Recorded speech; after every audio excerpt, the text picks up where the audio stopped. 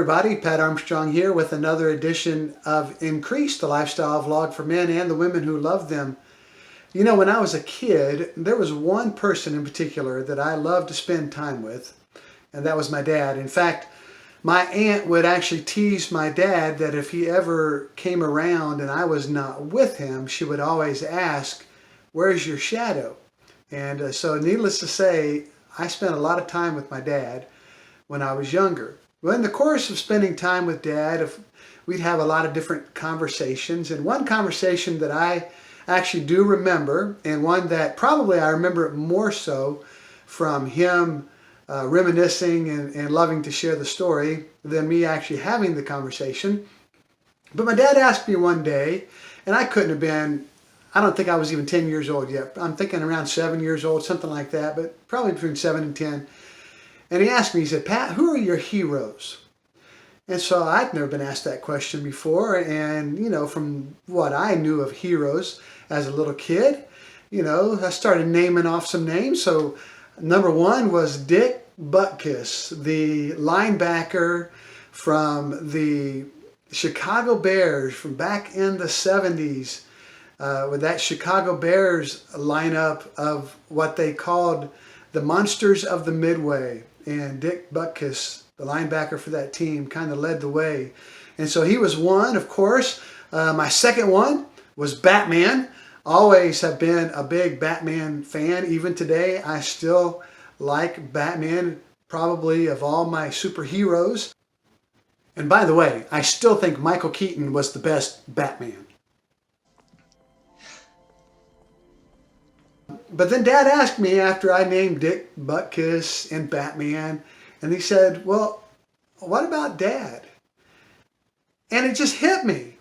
You know, I just took it for granted. I mean, Dad, in my mind, you didn't even have to say it because Dad was my hero. And even to this day, Dad's still here. He's 84 years old. And I love spending time with my dad when I get the opportunity, and I can say, yes, Dad is my hero. And he jokes about it because he said he didn't feel like it was too bad considering that he made the top 3 of my list there.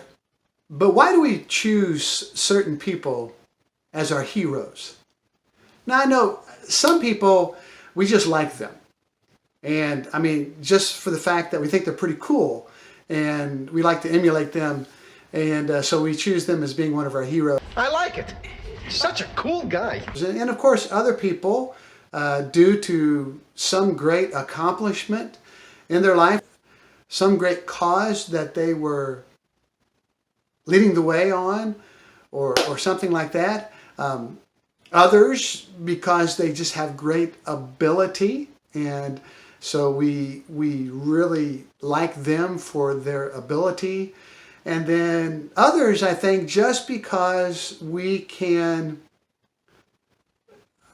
feel like we can relate to them. And for that reason, we look up to them. And today, I want to talk about one such person. And of all places, I mean, most of the time when you talk to somebody about heroes, you go back in history a little bit. They might have been in this generation, or maybe a generation or two in the past. Very rarely do you go back into ancient history. Now, it does happen that people talk about, you know, heroes from ancient history. And that's someone I want to talk about today, is someone in ancient history. In fact, in biblical history, as I've told y'all before, there's not a day that goes by, at least I try not to. I can't say it never happens, but I try to at least read one chapter a day from my Bible. And in the process of doing that, you come across a lot of different heroes of the faith.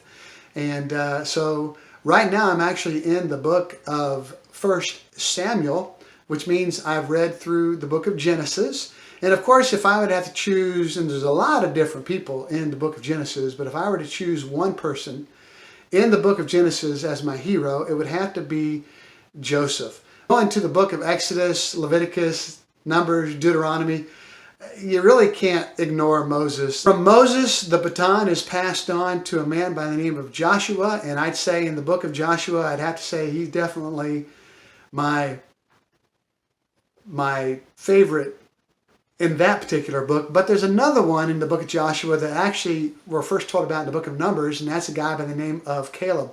Caleb was one of the 12 spies that was sent into the promised land to spy out the land, and was only one of two that came back with a good report. The second one was Joshua. So Joshua and Caleb, usually you'll hear those names together. But Caleb, when he went to spy out the land, the Bible tells us was 40 years old. Caleb had to wait another 40 years before he could actually go back into the promised land and set up his house. And the great thing about Caleb, and you find this in the book at the end of the book of Joshua, Caleb now is 80 years old. But he talks about now, you talk about a testimony of somebody to take care of themselves. He is now twice as old as he was when we were first introduced him. He's 80 years old, and he says, he gives this testimony of himself that he is just as strong, and he is just as lively and just as eager as he was when he was 40 years old. So there is a testimony of a guy that made no excuses to make sure to take care of himself, knowing that one day he was going to go into the promised land. Well, after the end of Joshua, after Moses dies, and Joshua takes over, Joshua leads them into the promised land finally, and they're all given their inheritance. Well, Joshua finally gets old and dies as well. Well, after that, Israel went through a time of what they call the Judges, where there was no real leader of the nation at that time. And so Israel started this roller coaster of doing everything that was right and then falling off and doing what's wrong, and then going back and doing what's right and falling off and doing what's wrong. Well, during the times they would do what's wrong, God would bring into their life what they would call a judge. And probably the most famous of the judges, if you were to ask the average person, tell me about a judge in the Bible, a lot of people would probably say Samson, just because Samson and his great strength, and we know so much about the story of Samson and Delilah. Some of the ladies might say Deborah, because, you know, they always loved the story of a good, strong female. And but probably, and not necessarily an unfamiliar one, but probably my favorite out of the book of Judges would have to be a guy by the name of Gideon. And the reason why I like Gideon so much is that I feel like that I can really relate to him. And so today, I want to just give you 6 things that happen in the life of Gideon that makes me feel like that, you know, I can really relate to him. But it might also help you too, and feel like that you can relate to this guy as well. So this is one of my heroes of the faith. His name is Gideon. In Judges chapter 6, the Bible tells us this is one of those times when Israel had sunk way down low and needed some leadership. So the angel of the Lord appears to a man by the name of Gideon. And he tells Gideon that he wants to use him to rescue Israel from the country of Midian, from the Midianites. And I love Gideon's response in verse 13 of Judges chapter 6. This is what he says. "Sir," Gideon replied, "if the Lord is with us, why has all this happened to us? And where are all the miracles our ancestors told us about? Didn't they say the Lord brought us up out of Egypt? But now the Lord has abandoned us and has handed us over to the Midianites." Man, now does that sound familiar? No, we're not up against a country called Midian or the Midianites. But how many times do things come up in our life that we question? And that's one of the first things that I can say that I appreciate about this guy, Gideon, is that he questioned. Here it is, out of nowhere, this angel comes to him and says, "Gideon, God's going to use you to help Israel get out of trouble." And his first thing is, "You got to be kidding me. Where have you been? Why all of a sudden now? We've heard all these great stories of the great things that you've done, but now all of a sudden, you know, you're nowhere to be found, and you're going to come to me." And he asked why. He questioned. Now me, I'm curious and inquisitive by nature, and some people feel threatened by that.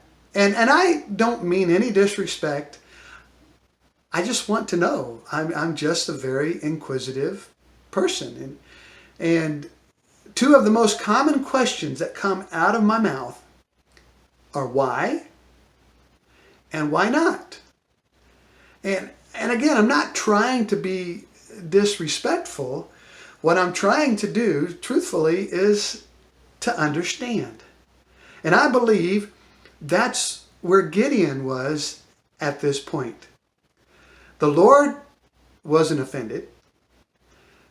And he just told him, he said, I'm going to use you to accomplish my plan. And you know, we have things that come up in our life all the time that we do not understand. And a lot of times they do. They just come out of the blue, and all of a sudden we're just like, what? Why? How? You know? And it's okay. If it's sincerely due to the fact that we want to know, it's okay to ask the questions why, or why not, or how, or what. We don't understand. And until we start asking questions, we're never going to understand. And believe it or not, somebody that truly wants the best for you, they're not going to be upset when you question, when you ask. In this situation here, God had come to him and said, look, Gideon, I'm going to use you to accomplish my plan, which led to the second thing. The second thing about Gideon that I appreciate is that the Bible tells us that obviously Gideon had low self-esteem. And if you were to look at Judges chapter 6 and verse 15, after God had already had this conversation with him, and he says, Gideon, I'm going to use you to rescue Israel from the Midianites. This is Gideon's response in verse 15. But Lord, Gideon replied, how can I rescue Israel? My clan is the weakest in the whole tribe of Manasseh, and I am the least in my entire family. You know, most people who accomplish great things come from just everyday, regular backgrounds. There's not usually anything really special about them. It's not them. It's usually the cause, the reason. There's something that's going on that they've got to step up and take care of it. And now I'm not saying those that come from a higher background or whatever, that doesn't ever happen, but most of the time people step up because there's a need. And most of the time the people that do that do just come from regular, everyday backgrounds. But one of the things about Gideon again, he kind of had a low self-esteem, saying that he came from one of the lowest tribes in all of Israel, and actually one of the smallest and lowliest families within that tribe. But God used him to do something great. But God tested him. God tested him, and he did that for two reasons. The first reason was he knew that Gideon was going to face opposition.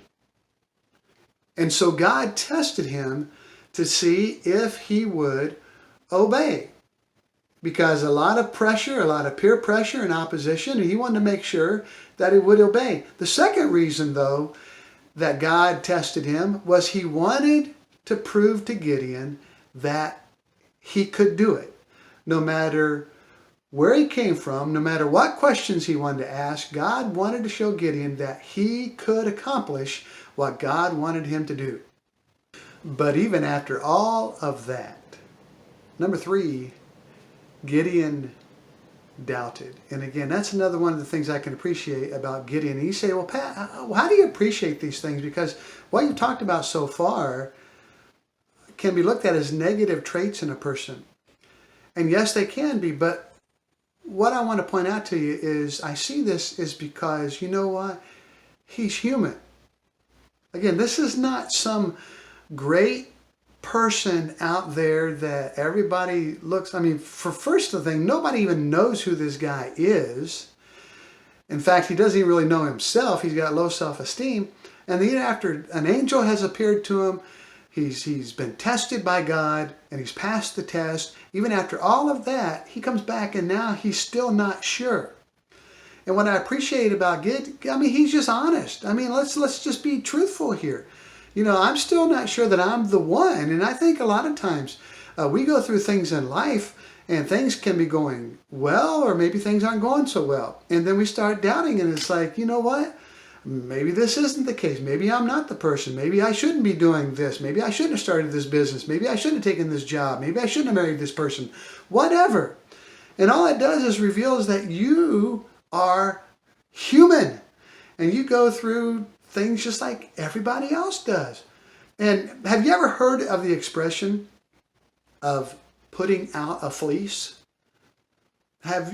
Do you know where that comes from? That actually comes from the story of Gideon.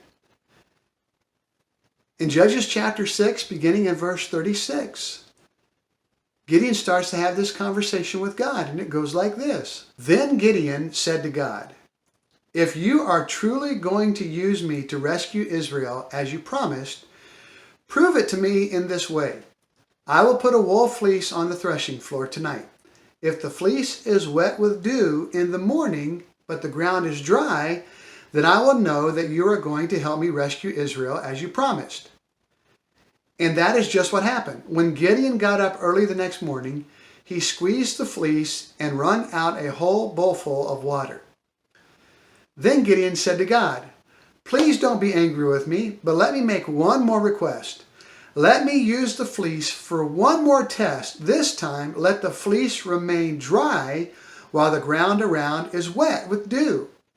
So that night, God did as Gideon asked. The fleece was dry in the morning, but the ground was covered with dew. So not only did Gideon doubt, but he put God to the test. And he asked him that, all right, I've got this wool fleece. I'm going to lay it out here on the ground. In the morning when I come out, if the fleece is wet and then the ground all around it is dry, then I'll know it's from you, God. And that's exactly what happened. And the Bible says that it was so wet that he wrung it out and it filled up a bowl full of water. But here's the thing. Gideon still wasn't convinced. And he said, "God, please don't be angry with me. I just need one more." And he said, just do the exact opposite. When I come out in the morning, let the fleece be dusty dry and let the ground all around be wet. And God did that.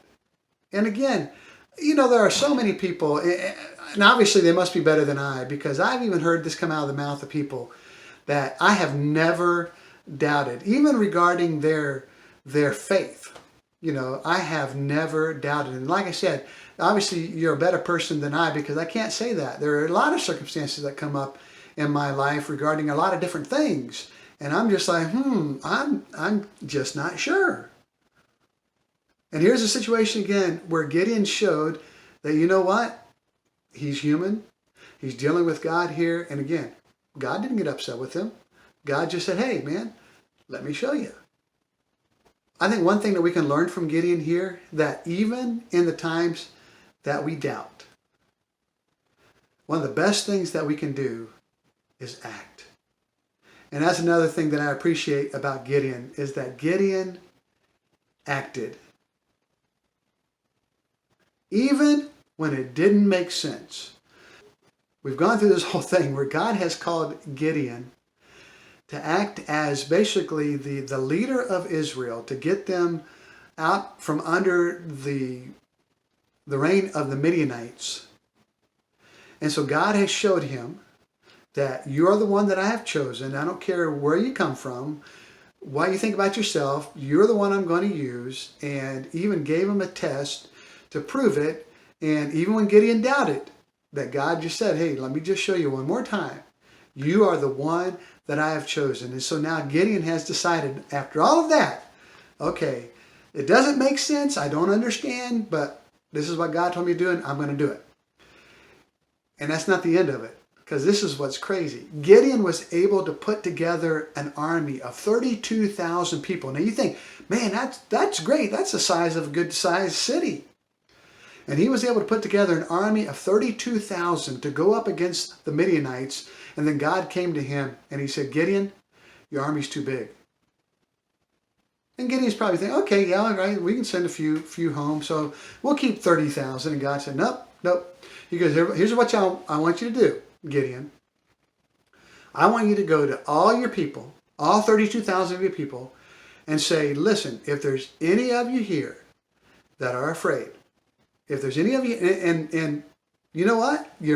No one is going to get in trouble. No one's going to be criticized. But if there's anybody here that is afraid, we want you to go home. And he gave him that option, the 32,000 people. And you know who left? 22,000 of the 32,000 went home. 32,000, 22,000 of them left. So now he's left with 10,000 people. So again now, with 10,000 people, that's still a lot of people. I mean, that can fill up a coliseum. So that's still a pretty decent sized army. So God came to Gideon and said, Gideon, you still have too many. And he's thinking, have you seen the size of that Midianite army? I mean, they're still a lot bigger than we are, but I thought, with 10,000 people, we could probably take care of this. And God said, nope, you still got too many. So God put them up to the drink test. And I'm not talking about drinking alcohol. They did not pass, or they did not fail the breathalyzer, or they failed the blood test. God just sent them over to a body of water and watched them how they drank. And for those that drank a certain way, God said, Gideon, send those people home. And for those that drank another way, God said, those are the ones you're going to keep. So after they did the drink test, you know how many they had left? 300. 300 soldiers against tens of thousands of Midianites. And God said, Gideon, that's it. There's your army. So here it is. Gideon acted. Gideon acted even when it didn't make sense. He said, an army of 32,000? Yeah, we can do it. What? Send how many home? Okay, so we still got 10,000? Yeah, we can do that, no problem. 300? 300? But with 300 soldiers, Gideon came up with a plan. And that's another thing I appreciate about this guy. He had a plan. And so they got the 300 guys together and he started passing out the weapons. And here's the weapons. Each of them got a torch, each of them got a clay pot, and each of them got a trumpet. Now, what kind of army do you know that's going to fight a battle with a torch, a clay pot, and a trumpet? But Gideon had a plan. And his plan was, he told his men, here's what we're going to do, guys. I want each of you to take your torch and put it in your clay pot.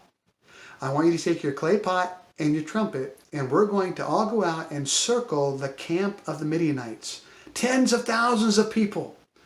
We're going to circle that camp. And finally, when everybody gets in place, I'm going to blow my trumpet. And when I do, I want you to break that pot that has the torch inside of it, and I want you to blow your trumpet as well. And that's exactly what they did. The Bible says that the 300 men of Gideon surrounded the Midianites. And when Gideon blew his trumpet, they all smashed their pots. The light showed, and they all blew their trumpets. When the Midianites saw all the lights around the camp, they thought they were surrounded, which they were, by 300 men. But they thought there's more than likely an army of 32,000 out there, because Gideon had a plan. And you know this man, Gideon, this guy that liked to question things, this guy who had low self-esteem, this guy who doubted, had this one thing that worked for him. He was willing to do what was right. He was willing to obey. And he did, despite the questioning, despite the doubts, despite the low self-esteem, he still did what God told him to. And guess what? God gave him the victory. In fact, it's funny because they didn't have to shed any blood themselves. The Midianites end up killing each other. They end up killing themselves or running off. And so just through his obedience, he was able to win a victory. You know, I don't know where you are right now. You may be going through some things, and right now during this video, we are right in the middle of the coronavirus pandemic. And there are some people that are going through some rough things right now. But I want to let you know that you are a magnificent individual and that you can accomplish great things. And you might have some things going on in your life right now in relationships, or you might have things going on financially. You might be having something going on with your job. You might have even the contemplation of starting a business, whatever it is. You know, and you've got the same, this again, one of the things I can really appreciate about this guy, Gideon. The things that he struggled with, I can say in my life are some of the same things that I struggle with. But I don't let those things get me down, because I know, and I've said this before, like the little boy said, I know that God made me, and God made me special because God don't make no junk. And you can accomplish great things. You know, there's an old saying, there are those that make things happen, and then there are others who ask, what happened? So my question is for you, are you going to be that person that makes things happen, or are you going to be that person that asks, what happened? If you are that person that's going to make things happen, one day you might wind up just being the hero for someone else. Hey, if you liked this video and you found it informative, please drop me a like down below. And again, if you haven't done so, please subscribe to my YouTube channel. And if you think there's somebody out here who might benefit from the information in this video, please pass it on to them. And thanks again for watching, and I'll see all you guys in the next video.